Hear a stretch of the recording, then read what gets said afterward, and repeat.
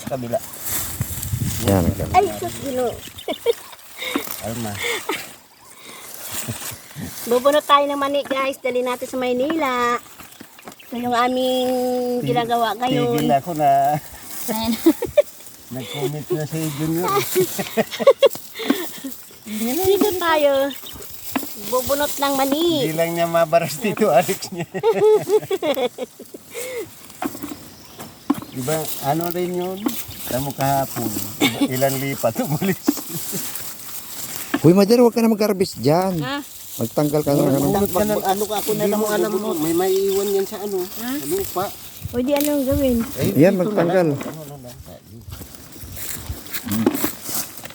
Eh, bayan mo ito. Kung kalaban natin, may ano pala. Ano?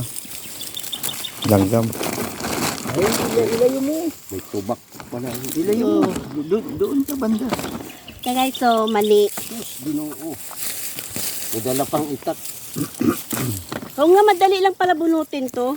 Eh, siyempre malambot lang. Ganun. Kasi maanong lupa. Pero kung mahirap magbunot. Nararo kasi yan. Ba't sa amin hindi ako nagaganito? Ay, Nagbubunot. sige. Hindi lang. Wala kang iuwi pag hindi ka. Hindi nga, basta amin sa lugar namin. Ha?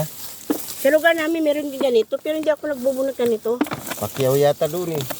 Wala lang, nagkaano. Hindi, may mamimili yata rin. Ang ganda pala ng ano dito. Basa yan, di ba? Oh, tingnan mo buhay. Kala ng junior ko, sadyang inaasar kita.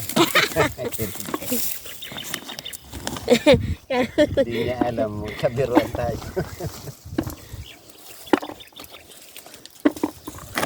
Nanti bilin, hingaling-ngaling na pupunta dito.